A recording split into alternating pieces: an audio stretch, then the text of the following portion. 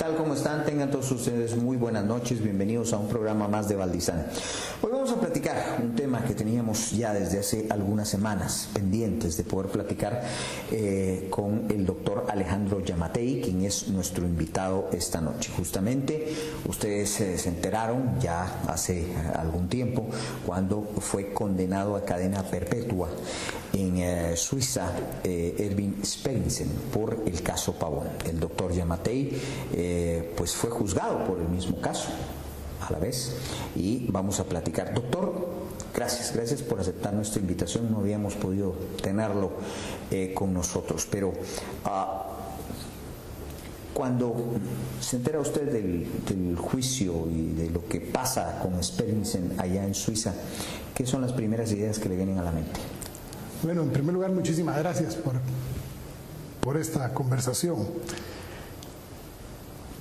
En primer lugar, hay un choque de sentimientos, porque, como usted bien lo sabe, yo escribí un libro donde pues, el relato de una injusticia, el caso de Yamatei, desmenuza el caso Pavón, en donde se miran las contradicciones de los propios colaboradores eficaces, en donde se mira la manipulación, en donde es obvia las presiones hechas porque en paz descanse el licenciado Barrientos, PDCER, para tratar de armar un caso con el propósito de darle algún auge a una alicaída en ese entonces CICIG, hoy todavía más inoperante que antes.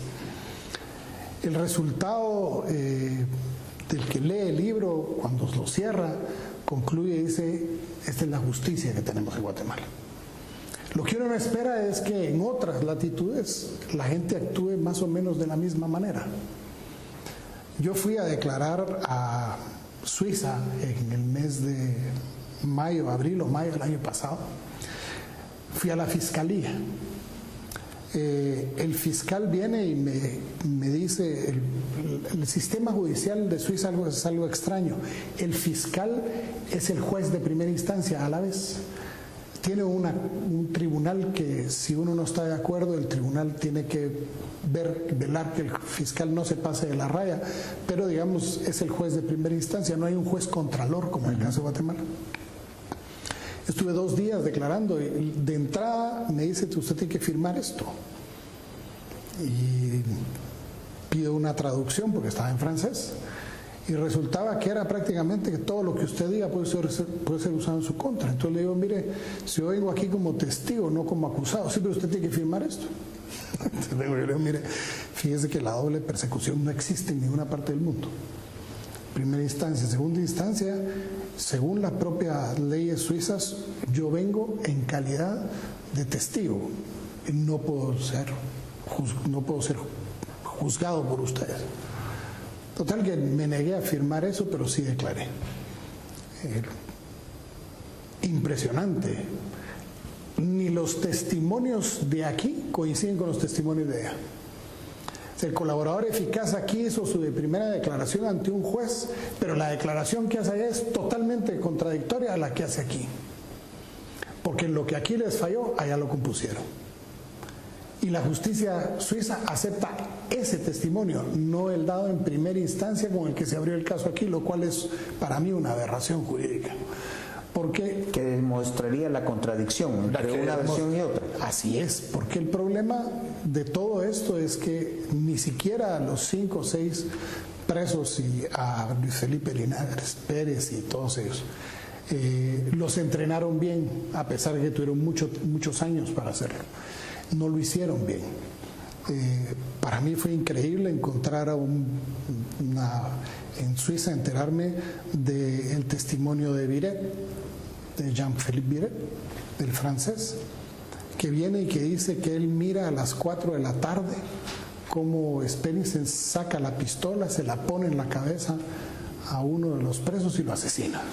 Esta es aquella persona que había sido condenada en Guatemala por el caso Chespierre. Así es, por Chespierre. Y luego pues termina finalizando su condena en su país. No, fue dejado en libertad.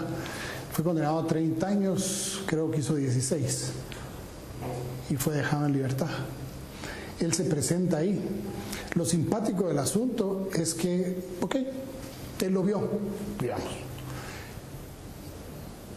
¿Usted cree que hay una prueba balística? Porque él lo mira que Sperensen con el arma reglamentaria hace el disparo en la cabeza. La lógica debe decir, bueno, entonces comparemos la bala que tiene el cuerpo con la pistola y veamos si viene esa pistola. Sorpresa, no hay balística en el caso. Segunda contradicción, las 4 de la tarde. A las 4 de la tarde, la persona que él indica que Sperensen asesinó ya estaba hecha la autopsia. Ahí están todos los documentos. El tipo había ingresado antes de las 1 de la tarde, a 11 de la mañana, al INASIF y había sido hecha la autopsia. Tercera contradicción, la persona que él mira que le dispara a Sperensen en la cabeza no tenía balazo en la cabeza. Y esa es la declaración que encuentra uno allá.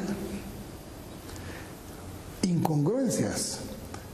La jueza no acepta el video en donde se miran los disparos de adentro hacia afuera que apareció en Auster, que tiene todo un dictamen de expertos balísticos en donde determinan incluso la cantidad de balas de adentro hacia afuera, el tipo de armas, el calibre de las armas, y los jueces dicen que esa prueba no es admisible en Suiza. La pregunta que uno se hace es ¿por qué? En resumen, ¿qué admitieron en Suiza? Prácticamente solo la acusación. A mí no me dejaron ir al juicio. Porque, y lo dijeron a viva voz, corrían el riesgo de que pasara lo mismo que en Austria.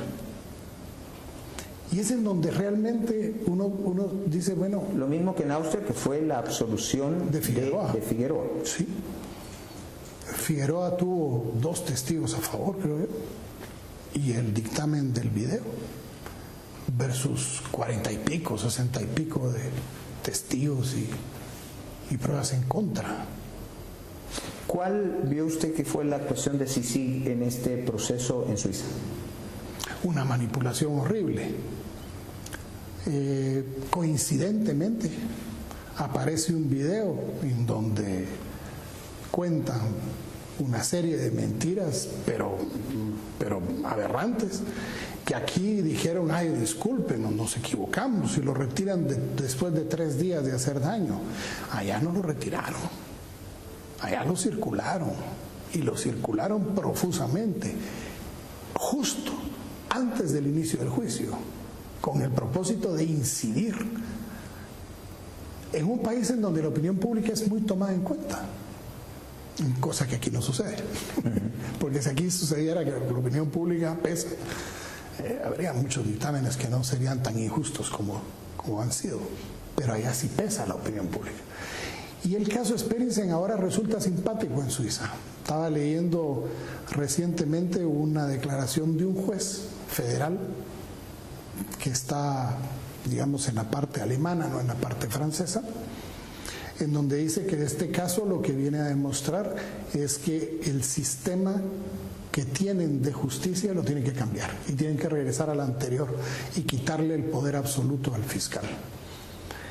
Es simpático porque una de los querellantes adhesivos es una ONG, Trial, que fue fundada y es presidente honorario el papá del fiscal y es el querellante adhesivo. O sea, vamos a ver qué pasa en la apelación.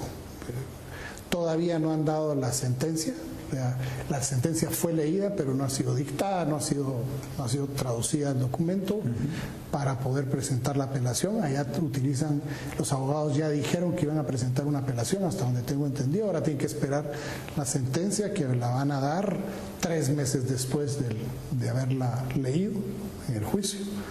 Ahora la tienen que pasar sobre papel para poder, pues va a ser una sentencia muy voluminosa. Su declaración, a pesar de que usted no pudo ir al juicio, su declaración consta en documentos. Incluso mi libro fue... ¿Los presentaron ahí? No. Mi libro fue en contra de la voluntad del fiscal. Tuvo que aceptar el libro mío como prueba a favor de Sperensen. Porque, por ejemplo, ese día, el 25 de septiembre del 2006, resulta que el juez de paz de Fraijanes llega llamado por los presos y está en el lugar. que fue parte por lo cual yo hice la huelga de hambre, porque no aparecían documentos, y uno de los que no aparecían eran esos documentos que habían sido secuestrados por la CICIG, secuestrados del Fraijanes, del juzgado de Fraijanes, y secuestrados del archivo en la Torre de Tribunales. Fueron las actas que levantó el juez que llegó las en ese exhibiciones personales, que eran 36 exhibiciones o 32 exhibiciones personales. Pero la número 1, que era la que interesaba, porque era la que marcaba la secuencia de lo que había pasado, había sido hecha a favor de Noé de Jesús Beteta Álvarez.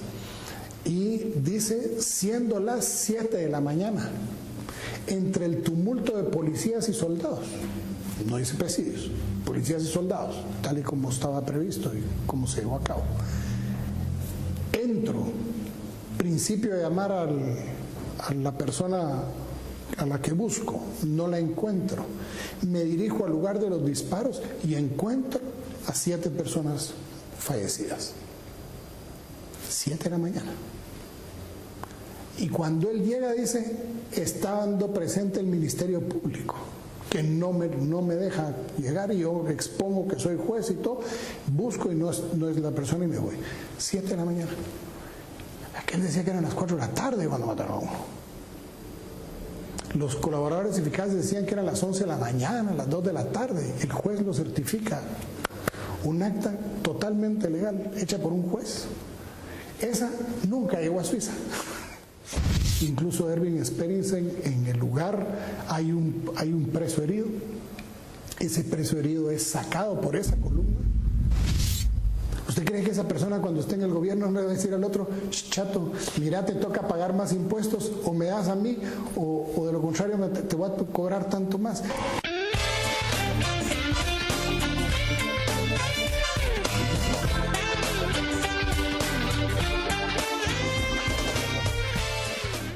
Minera San Rafael contribuye directamente al desarrollo económico y social de la comunidad. Es por ello que, teniendo de aliado estratégico al INTECAP, en el año 2013 se fundó un centro de capacitación. Un total de 220 personas asisten al centro de capacitación para recibir los diferentes cursos que son impartidos, tales como inglés, computación, soldadura, platería, corte y confección, entre otros. Te mostramos un panorama distinto. No se trata solo de informarle de las noticias complicadas. Resaltando nuestros valores. Y lo más importante de todo es que no solo conservan la tradición de nuestra Guatemala. Somos la voz del ciudadano. Situaciones como esta no pasarían. Yo estoy del otro lado, estoy en territorio salvadoreño y nadie me pidió ningún documento. Un impuesto, además de los que ya pagamos otro, pero este sí, es para seguridad. ¿Qué opinas sobre esta propuesta? Somos parte de ti. Buenos días, ¿cuál es su nombre? Y lo más importante, porque no se trata solo de informarle, sino de estar cerca de usted. Hechos Meridiano, lunes a viernes, 12:55 del mediodía. Solo por Azteca Guate, cerca de ti. Porque la reina te da más por tu compra. Mueble gratis. Del 22 al 25 de agosto te regalamos un centro de entretenimiento en la compra de tus productos favoritos. Tendremos muchos más regalos cada semana. Porque en Electra tú eres nuestra reina. ¿Quieres saber más de Azteca Guate? Ingresa a www.azteca.com.gt. Encuentra fotos y videos de tus presentadores favoritos, capítulos de nuestra programación y transmisiones en vivo. Búscanos en nuestras redes sociales: Facebook, Azteca Guatemala Oficial, y en Twitter, @Azteca Guate. Y deja tus comentarios para ser parte de Azteca Guate, cerca de ti.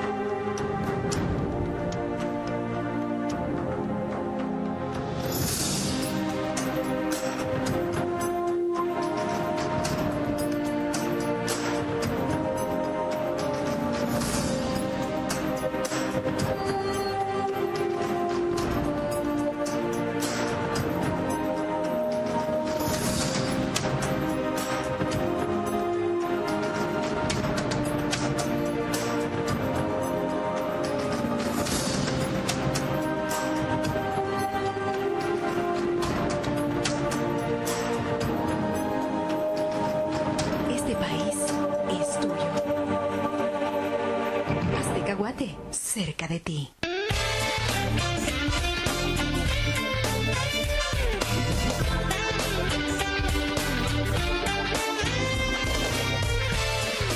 Doctor, ¿qué pasó ese día? ¿Qué es lo que le consta a usted? Bueno, lo que relato en el libro,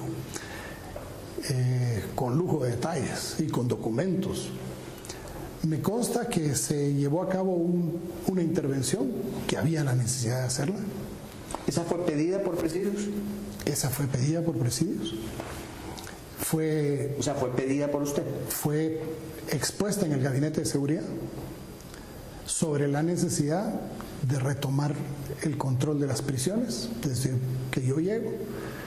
Y todo obedece a una primera fuga que tuve en el juzgado de Villanueva, en donde un marero era llevado a juicio, le pide al guardia de Presidios que le permita ir al sanitario porque quería ser del 2. Le pide que le pase las esposas de atrás para adelante porque atrás no iba a poder. El guardia, pero yo creo que el guardia todavía sigue esperando a que el tipo salga de la puerta porque se fue por la ventana. Yo tenía 10 días, 15 días y mucho de estar en el puesto. Mandamos a pedir la ficha al preventivo de la zona 18 porque no había, las fichas no estaban en red, no existía, después lo dejamos ya en línea, pero no existía, estaba todo el equipo, pero nunca lo habían puesto a funcionar, todo se llevaba en las cárceles. Y pedimos la ficha para que la policía supiera a quién tenía que perseguir. Y resultó que no tenía fotos, no tenía huellas. Y los datos que aparecían en la ficha no coincidían con la realidad. No tenían la identidad de quién se fugó. No sabían quién se había fugado. No había la manera de poderlo identificar por parte de nosotros, que éramos los responsables supuestamente de poder identificar y decir, mira, la policía se fugó uno, aquí está, mira, este es el que tiene que salir a buscar, vive en tal lugar, sus familiares son tales, etcétera, etcétera. Ese fue el hecho que nos hizo que principiáramos a averiguar por qué no lo tenía. Y resultó que en una prueba aleatoria de más o menos el 12-15% de todas las fichas de los presos del país, encontramos que más del 90% tenían los datos alterados. ¿Por qué? Porque había un negocio. No quiere su foto, son 3,000 pesos. No quiere sus huellas, son 2,000 pesos. Entonces encontramos un negocio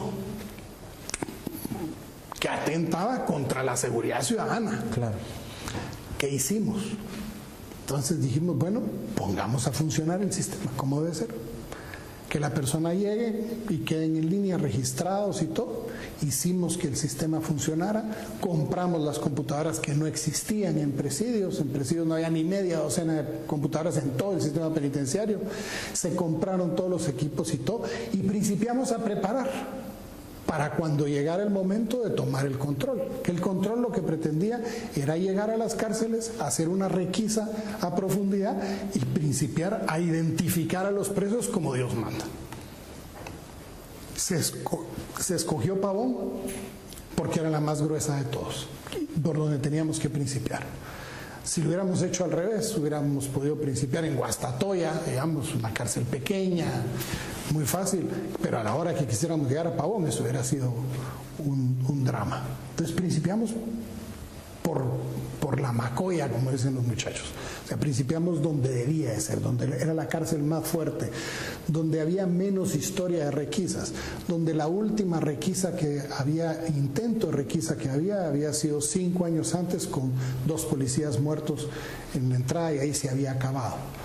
Y decidimos entrar en esa cárcel de primera instancia. Se fijó la fecha, se estudió la fecha, se tomaron muchas medidas alrededor de esa fecha. Queríamos hacer una requisa, había que trasladar a 1,632 personas. ¿A dónde? Vaciamos Pavoncito, dijimos que la íbamos a componer. Principiamos a mandar unos sacos de arena, y piedrín y todo, y principiamos a vaciar Pavoncito, a distribuir a la gente, y no había tales de componer Pavoncito, sino que los íbamos a trasladar a pie entre Pavón y Pavoncito. O sea, un plan complejo, bien diseñado, con el propósito de tener la menor cantidad de bajas. Se hizo un estudio... O sea, ustedes preveían bajas. Sí. Se hizo un estudio de daños colaterales. ¿Qué podíamos esperar? Basado en lo que había sucedido en Pavón, basado en los informes que teníamos, basado, por ejemplo, en el video que fue presentado a la Comisión Interamericana de Derechos Humanos después de la toma de Pavón, en donde se demuestra que los presos estaban armados y todo. ¿Qué pasó con ese video? Ese fue entregado en la Comisión Interamericana de Derechos Humanos con todo el reporte de lo que pasó. Y fue presentado a los 15 días, 3 semanas después del 25 de septiembre, fuimos a entregarlo con todas las pruebas. De todo lo que habíamos hallado, de los hallazgos importantes y de lo que habíamos pretendido ¿Ese video no formó parte del proceso contra Experience? No, ni contra mí. Todo eso está desaparecido. La pregunta es ¿por qué? Incluso de la Comisión Interamericana de Derechos Humanos. Pues nunca pudimos tener acceso a que nos dieran una copia. Cuando yo me retiré de presidios, todo se quedó en presidios. Algunos documentos guardamos que sabíamos. ¿Qué hubiera pasado si nosotros no hubiéramos tenido una copia de la primera exhibición personal y decimos, miren, ¿y esto qué pasó? ¿Y esta acta del juez qué pasó? Cuando inicia el operativo, ¿dónde estaba usted? Afuera. Nosotros ingresamos a la prisión cuando fue dado el visto bueno y que ya la situación estaba bajo control. O sea, después de que había pasado el enfrentamiento y 7:20, 8 menos 20 de la mañana, una cosa así. ¿Cuándo son informados ustedes de las muertes de estas personas? Afuera. Tan es así que, por ejemplo, a Ervin Experience dicen que él estuvo en el lugar de los balazos, y eso no es cierto. Ervin Experience entró, si mal no me equivoco, en la columna celeste, y esa tenía a su cargo el área de las cocinas, que es totalmente el otro lado donde fue el enfrentamiento. Incluso Ervin Experience, en el lugar hay un preso herido. Ese preso herido es sacado por esa columna. Nosotros teníamos un hospital de campaña y 2 helicópteros para poder trasladar presos y personal si habían heridos, para evacuar. Se había montado un hospital prácticamente de campaña con médicos, todo listo por si se había un resultado pues más grande en cuanto a bajas se refiere. O sea, ustedes sí esperaban un enfrentamiento fuerte. Eran muchos años de que esa cárcel había sido entregada, les fue entregada en 1996 por instrucciones del entonces viceministro de Gobernación, que firmó el acuerdo con el que le entregan a los comités de orden y disciplina el control de las cárceles, lo cual fue un error gravísimo. Porque si lo vemos nosotros, el declive de la seguridad ciudadana en este país tiene muchísimo que ver con la pérdida de control en las prisiones. Existe una maldita relación, José Eduardo, entre la calle y la cárcel. Mientras más inseguras son las cárceles, más inseguras son las calles. Y si no, veamos lo que pasó ayer, antier. Cabecilla Marero, rescatado en Barberena, pero ni siquiera con un chiflido de susto para nadie, de un traslado. ¿Casualidad? ¿Cómo ve hoy el sistema penitenciario? Con los vicios de siempre. Una corrupción gigantesca. Comparemos presupuestos de hace 8 años para ahorita, presupuestos anuales, y veamos resultados. Comparemos las extorsiones con ahorita y veamos resultados. Porque la extorsión está íntimamente ligada con la corrupción.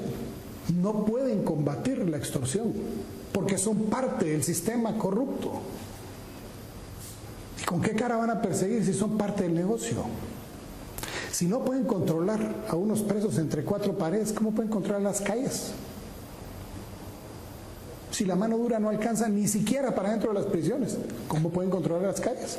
Tuvimos dos entrevistas, una con el ministro de Gobernación y otra con el director del sistema penitenciario. En ninguna se nos aclaró cuánto es el control que tienen las autoridades sobre las prisiones. La respuesta más clara fue la del ministro de Gobernación, que dijo que tenían control parcial. ¿Qué control cree que hay actualmente sobre las prisiones? Pues yo creo que las puertas tal vez, pero de afuera, de adentro para afuera. De afuera para adentro no hay control. Drogas, alcohol, armas, celulares, lo que se le ocurra. La contratación de sicariato. ¿De dónde sale la acusación contra todos ustedes, de esas personas muertas? Tiene que leer el libro. Si no le pongo tarea, ¿qué va a hacer? El caso fue orquestado en Casa Presidencial, en un contubernio malévolo ahí con el señor Castresana. ¿Quiénes forman parte de ese contubernio? Y el señor ex procurador de los derechos humanos, quien había agarrado la hipótesis que le plantea, o la historia que le plantea, la hipótesis Linares Pérez, quien había sido dado de baja, en primer lugar porque fue la única persona de presidios que disparó el día del evento, habiendo una orden de que nadie de presidios iba a usar armas y iba a disparar. O sea, solo la policía y el ejército. Se había desarmado a la guardia. Se le había entregado la prisión a las 4:35 de la mañana a la policía mediante un acta, porque era parte de la planificación. Linares Pérez viene y agarra y le pide a un señor, se llama Marcos Ticún, le pide que vaya y retire de la armería, por órdenes de él, 2 fusiles AK-47 con 3 tolvas de 30 tiros útiles cada una. El fusil de Marcos Ticún es quitado adentro junto con el de Linares Pérez, es quitado por la policía cuando Linares Pérez está disparando. El fusil de Marcos Ticún presentaba la dotación completa de balas. El fusil de Linares Pérez presentaba nada más 9 balas, o sea que disparó 81 veces. Lo interesante del asunto es que la CICIG hace un análisis de los restos de balas que existen, casquillos y plomos y todo en la escena, según el reporte de los forenses y todo.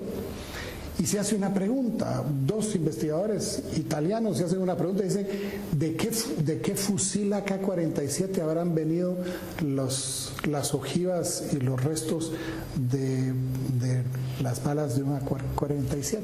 Si no es entre todo el reporte, la Policía Nacional no lleva AK-47 ni el ejército, y lo único que tenía era presidios. Y el único fusil que fue quitado por la policía y me es entregado a mí al día siguiente, mediante un conocimiento, el cual presenté yo, plenamente identificado con número de serie y todo eso, me lo entregan a mí, principiamos a averiguar, y era un fusil de que pertenecía a Pavón y que había sido retirado por Marcos Ticún. Cuando al cabo de los días hablamos con Marcos Ticún y le dijimos, ¿y usted por qué fue a retirar? A mí, siguiendo las instrucciones de mi coronel Linares Pérez. Y tratamos de hablar con Linares Pérez presenta su renuncia. Algo bien interesante. Junto con preguntarle por el fusil a Linares Pérez, que se ofuscó terriblemente, nosotros llegó muy molesto porque dijo, ustedes presentaron una denuncia en contra mía en el Ministerio Público. Y le dije, no, nosotros no, la presentaron los presos de Pavón. Un preso de Pavón viene y cuenta cómo Linares Pérez les sacaba dinero, el cual era depositado en la cuenta de la esposa, si mi memoria no se equivoca, para mantener la situación como estaba en Pavón, algo que se desconocía. Ahora pregúnteme qué pasó con ese preso. ¿Qué pasó? Lo asesinaron. Entonces Linares Pérez tendría que responder por la muerte de ese preso. Tuvo que haber respondido por la acusación que había de este preso. Ahora pregúnteme, ¿dónde está la acusación de ese preso que fue entregada al Ministerio Público, a la cual yo le puedo dar una copia? Doctor, Guatemala tiene un largo historial de ejecuciones extrajudiciales, de todo tipo y de todo origen. Pero evidentemente hoy todavía muchísimas personas aparecen muertas en la periferia de la capital y de muchísimos lugares en el país, y resulta que tienen un largo historial de entradas a la cárcel, lo que da indicio de ejecuciones de este tipo. Mucha gente cree que ustedes participaron, debido a eso, en esas que han sido dadas en llamar ejecuciones extrajudiciales en Pavón. ¿Qué tendría usted que decir al respecto? Que ya lo dije, ya lo demostré. Mire, vámonos un poquito más al fondo del asunto. ¿Qué hace un guatemalteco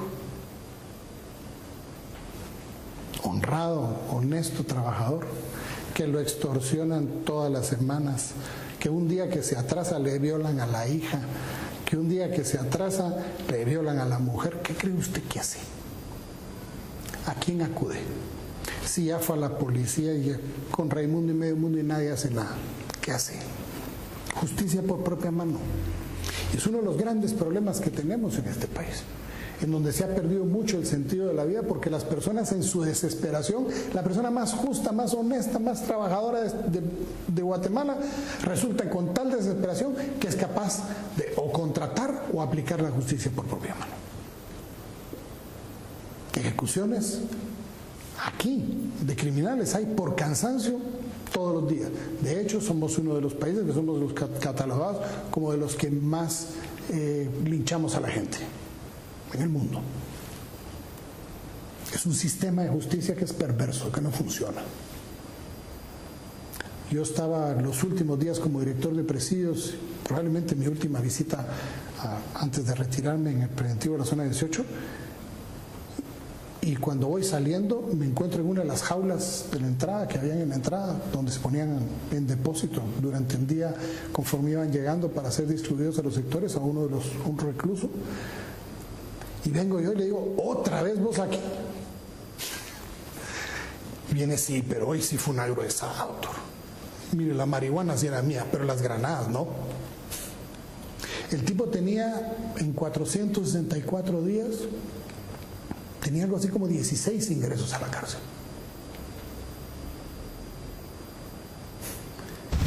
Y hacer lo correcto en este país es más difícil que hacer lo incorrecto. Si usted es aquí caco, si usted es aquí narco, solo eso era suficiente para haber agarrado a los 3 fiscales y a los de la CICIG y acusarlos de asociación ilícita por obstrucción a la justicia. No es cierto, ¿no es la ley? Crimen organizado.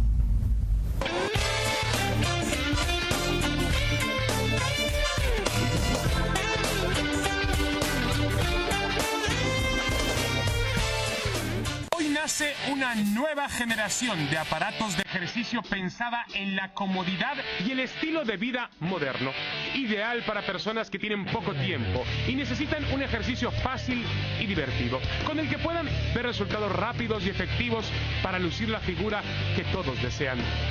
Body Crunch. No pensé que alcanzara tan fácil y tan rápido mis objetivos deseados. Como se darán cuenta, mi abdomen está mucho más plano, mucho más definido, mis músculos han crecido mucho más, soy más ágil, tengo más condición gracias a Body Crunch. Body Crunch tiene un precio irresistible. Si marcas en estos momentos, incluiremos además las rutinas que están diseñadas para bajar de peso y tallas. Cada rutina incluye indicaciones especiales para cada caso, combinando velocidad, respiración y ritmo. Marca a este teléfono y pide el tuyo.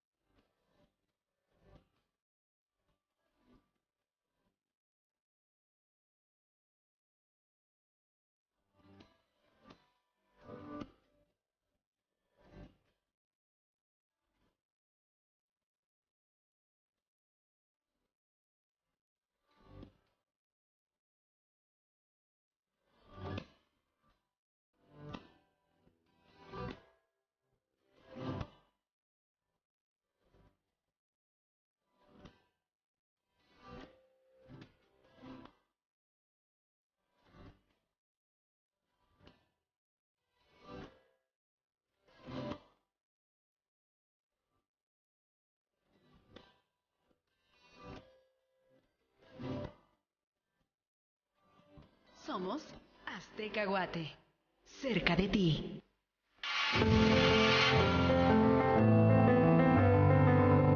La llevamos al doctor y apenas caminando le dijo el doctor que le iba a hacer caminar.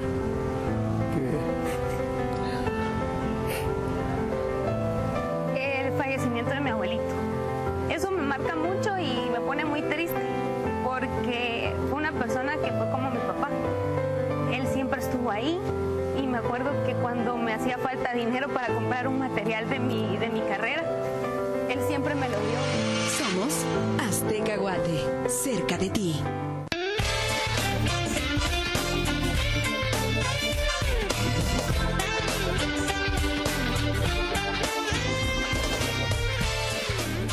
¿Cómo puede ser que en este país, yo estoy de acuerdo que existan medidas sustitutivas, pero cómo puede ser que haya gente que tenga 5 o 6 medidas sustitutivas de 5 o 6 distintos juzgados? ¿Cómo puede ser eso? ¿Cómo puede ser que es agarrado en Amatitlán por andar con un arma ilegal, medida sustitutiva, después en Villanueva, medida sustitutiva, porque es una vez cada vez que quiere? En cualquier parte del mundo uno da una fianza y si viola la fianza por ese delito o por cualquier otro, la fianza queda inmediatamente anulada y usted va a prisión. No, aquí no. ¿Cómo puede haber gente que tenga 7, 8 distintos procesos abiertos y esté en la calle? Doctor, el problema es de fondo. ¿Qué relación tenía usted con las demás personas que hoy están enjuiciadas? ¿Cómo era su relación con Figueroa, con Sperensen, con Bielman? Pues de trabajo.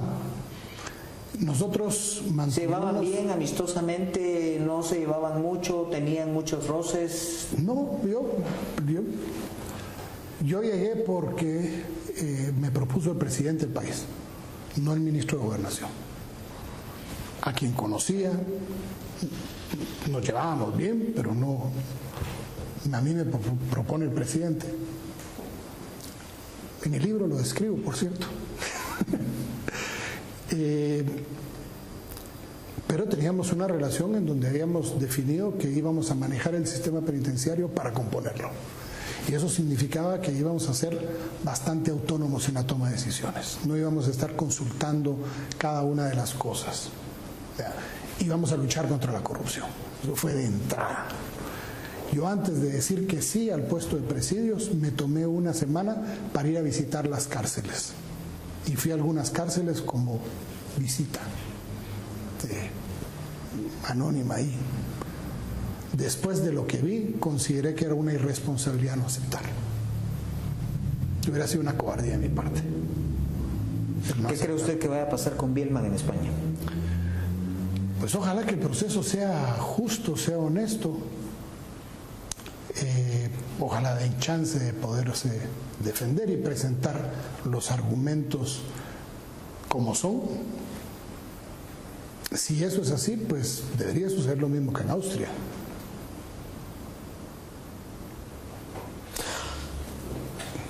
La relación con Figueroa, pues fue el que menos conocí, porque cuando yo llego a presidios, creo que él estaba de director del hospital de la policía. No teníamos relación con él para nada. En los últimos meses, cuando lo nombran subdirector, fue cuando lo vi. De hecho, la primera vez que lo miro en persona había sido en Pavón, ese día en Pavón. Nunca lo había visto en persona. Había hablado con él por teléfono porque tuvimos una balacera dentro de la cárcel de Izabal y había la necesidad de movilizar policía para retomar el control del presidio. Yo había salido en un helicóptero de aquí para allá, incluso me traje a un preso herido con un balazo en la cabeza en el mismo helicóptero. Tuvimos que pagar hasta el car wash del helicóptero, cosa que sale bastante cara. Y había hablado con él por teléfono para que me hicieran el favor de prestarnos el auxilio. Llegamos allá, la policía no tenía suficientes elementos, dijeron, para entrar. Entonces decidí entrar yo con 4 guardias de presidios a tomar el presidio y pues Logramos sacar al herido, logramos aislar el área donde estaban los muertos, y ya cuando hubo suficientes policías y MP, ya entraron, porque el MP tenía alguna duda de querer entrar sin suficientes policías porque les daba miedo. Doctor, a mí me quedó grabada una imagen un día posterior a la toma de Pavón, cuando usted llega a un acto público de una celebración de un aniversario de un programa. Entra al hotel y muchas personas se abalanzan sobre usted a felicitarlo, lo abrazaban, le mostraban. No fue al día siguiente, pero fue unos días después. Sí, por ahí. ¿Se siente hoy de la misma manera apoyado por la gente? Uno hace las cosas no para buscar el apoyo de la gente, uno hace lo correcto. Cuando uno está bien, todo el mundo está bien. Bendito sea Dios, pasé Chilque entre el listado de mis amistades luego de la prisión. Entonces, por algo dicen que la prisión y el hospital sirven para evaluar a los verdaderos amigos. Entonces, si usted mira mi lista de amigos, pues pasé Chilca.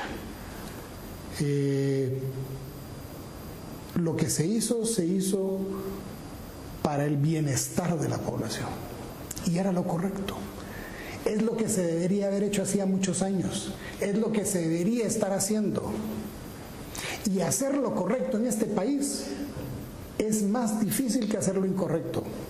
Si usted es aquí caco, si usted es aquí narco, si usted es aquí corrupto, hasta la orden del Quetzal le dan. Pero cumpla con su deber y tiene dos caminos como funcionario público: el panteón o la prisión. ¿Volvería a ser funcionario público? Sí, por supuesto que sí. ¿Volvería a encargarse de algo como presidios, por ejemplo? ¿Por qué no? O sea, tenemos que entender algo, José Eduardo, que tenemos que hacer las cosas no porque nos caiga bien. Es que tenemos que hacer las cosas porque el país necesita que se haga lo correcto. El país está urgido de que haya ley, de que haya orden, de que haya justicia social. Estamos urgidos de un sistema político que tenga totalmente otra historia, nuevas caras, nuevos ideales, nuevos valores, nuevos principios.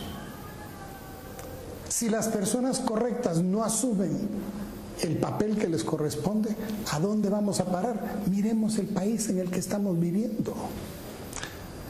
¿Cuál es el gran pecado del sistema político actual? El que muchísima gente no quiso meterse al sistema, se lo cedió a quienes. Que pretendiendo hacer la del avestruz dijimos, no hombre, hay que ese qué, y qué importa. ¿Qué sentimientos le quedan con el expresidente Bechir? Pues, ¿y qué sentimiento debería haber? Pues, ¿se sintió traicionado en su momento por él?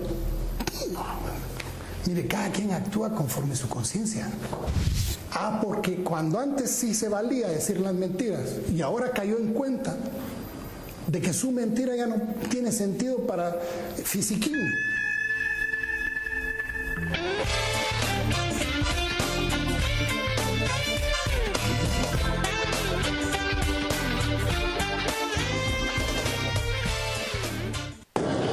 Que tenga buen viaje.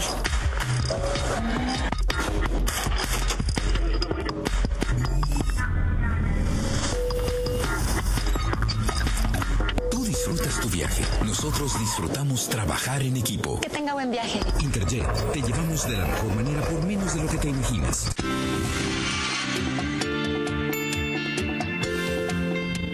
Enciende una luz y déjala brillar. Esa me encanta. La canción de la libertad del Nabucco de Verdi.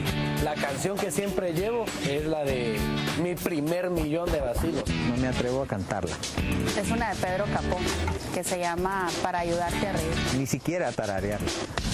En el tocadiscos de mi mente es una precisamente de Joaquín Sabina, que se llama ¿Quién me ha robado el mes de abril? Somos Azteca Guate, cerca de ti. Porque la reina te da más por tu compra. Mueble gratis. Del 22 22 al 25 de agosto te regalamos un centro de entretenimiento en la compra de tus productos favoritos. Tendremos muchos más regalos cada semana, porque en Electra tú eres nuestra reina.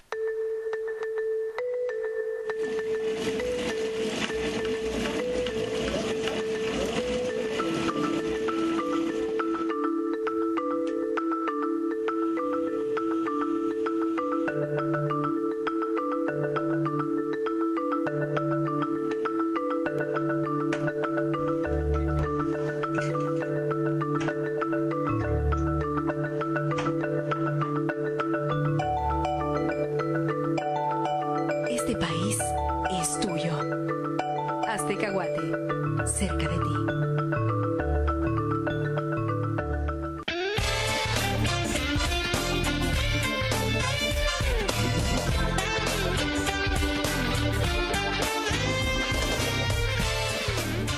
Fue el candidato presidencial de ellos, el candidato oficial en su momento. No se equivoque. Candidato oficial del partido que hacía gobierno. Candidato del partido que hacía gobierno. Sí, el partido que hacía gobierno no es el candidato oficial. No, ahí sí hubo algo que fue diferente. A eso voy. Es lo normal en el sistema político. ¿Usted sabe por qué la pregunta? Y usted sabe por qué no se la voy a responder. ¿Volvería a ser candidato presidencial? ¿Va a ser candidato presidencial? Pues mire, José Eduardo, yo siempre he sido respetuoso de la ley. Y la prueba es que estoy aquí hablando con usted. Y voy a seguir siendo respetuoso de la ley. Y una de las cosas que tenemos que entender es que quien viola la ley, después cuando sea gobernante, no la va a cumplir. Si cuando estaba en la llanura no la respetó, menos cuando estaba gobernante. Y ahorita no es el momento de campañas. Ahorita no es el momento de campañas. Si Dios lo permite, ahí vamos a estar. En su momento. Que en contra del tiempo y de todo, no importa. Pero no podemos pretender jugar con la misma asquerosidad. Y después salir diciendo nosotros vamos a ser diferentes. ¿Qué diferencia puede haber? Los que están ahorita extorsionando gente, porque dicen que van a quedar de presidentes, y están extorsionando literalmente.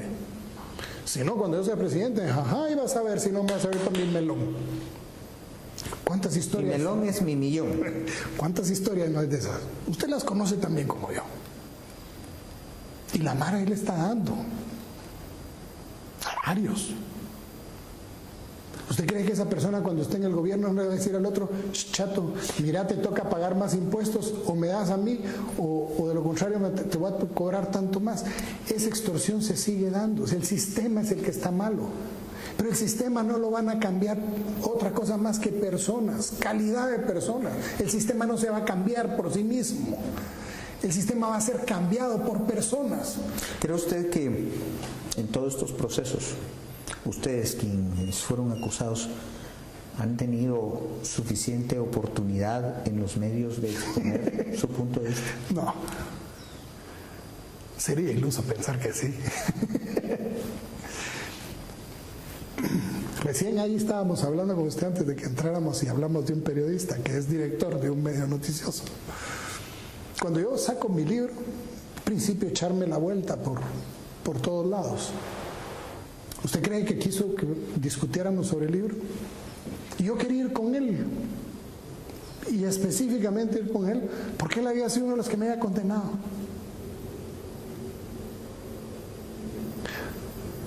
No quiso. No se atrevió. Quise ir con otro, pero resulta que está en la planilla de la CICIG, que también estaba en la planilla de la Sandra Torres y también estaba en la planilla de la fiscal. Ahora es un contrapoderoso.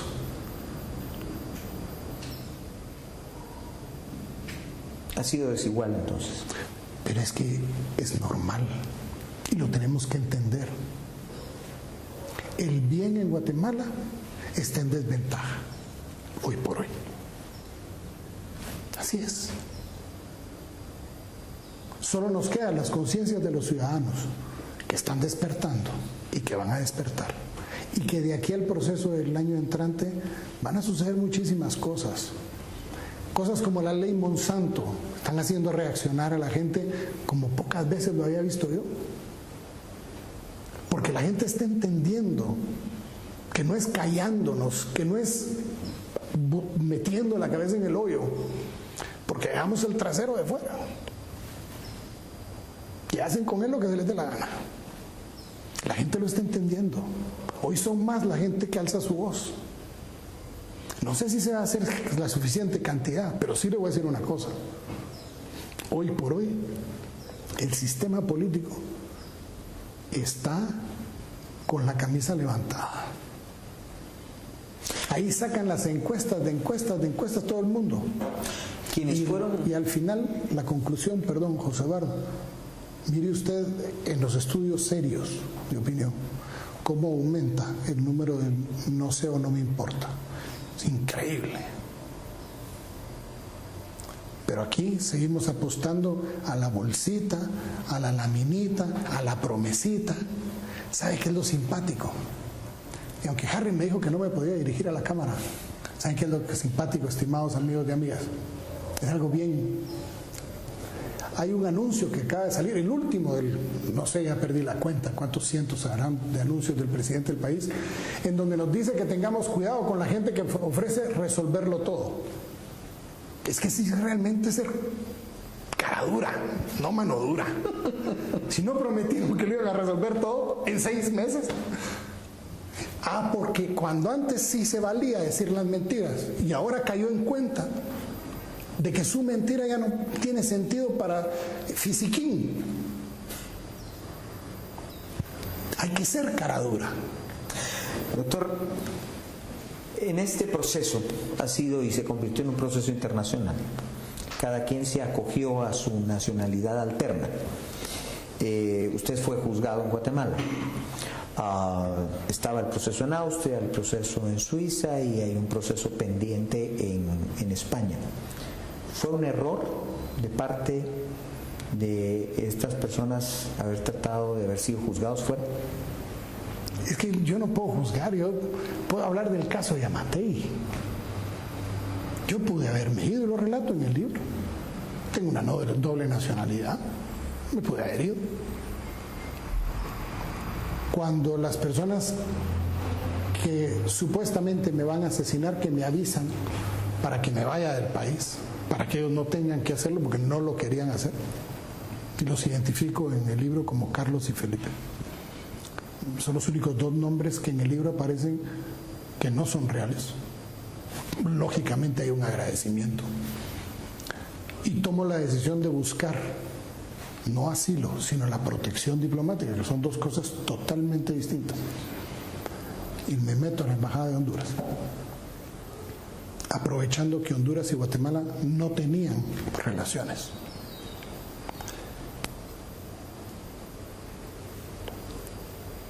Yo decidí enfrentar las cosas, porque es lo correcto, José Eduardo. Decidí hacerlo aquí porque es lo correcto. En segundo lugar, si bien es cierto he sido funcionario público, como no soy caco, y nunca lo he sido, soy un hombre que tiene sus recursos limitados.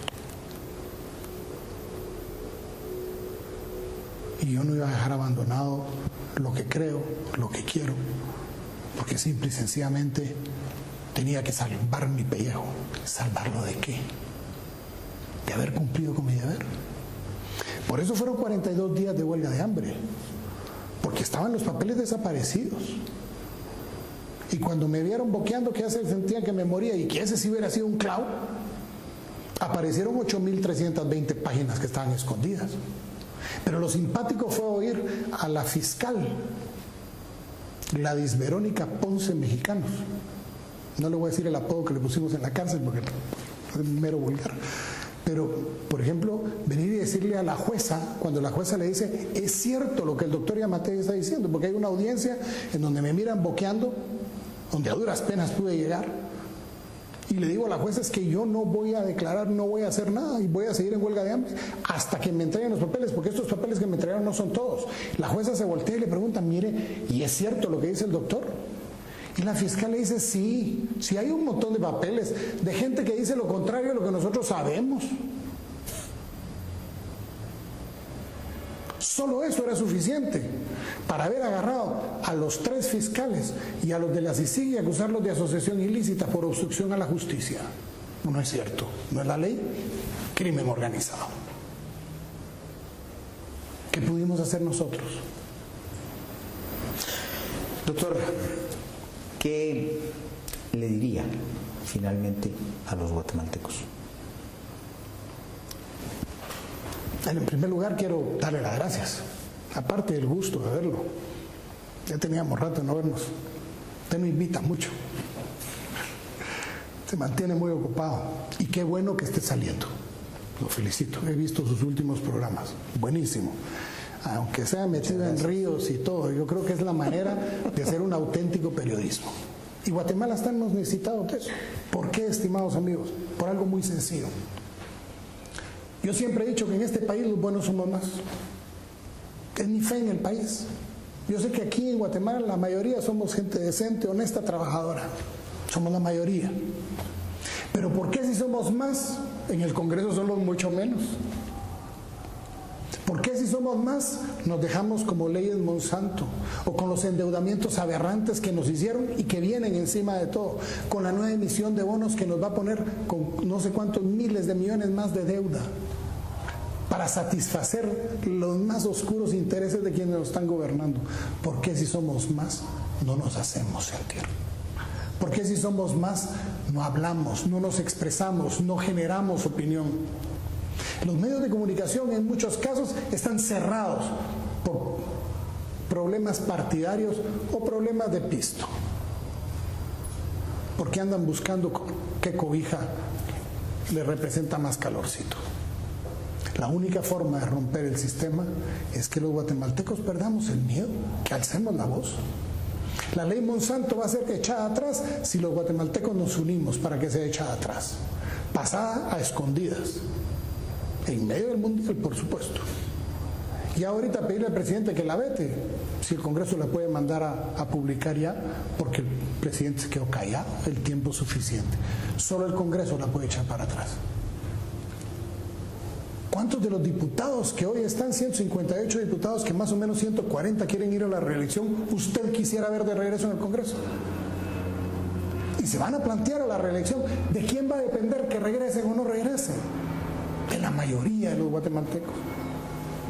Yo sé que cuesta entender muchas veces y sobre todo cuesta creer que haya gente que estemos metidos en la política, que tengamos no más que otra intención que hacer que este país sea un orgullo para las próximas generaciones y no la deshonra que es para nosotros. Unámonos, trabajemos por el país, corramos el riesgo de involucrarnos en política, perdamos el miedo a la participación. Muchísimas gracias. Que Dios los bendiga, pero especialmente no se les olvide de pedir que Dios bendiga a Guatemala. Muchas gracias, doctor. Muchas gracias por habernos recibido en su casa, por haber participado en este programa. A ustedes también, muchas gracias por habernos acompañado. Como siempre, tengan ustedes una muy buena noche y pásenla de lo mejor.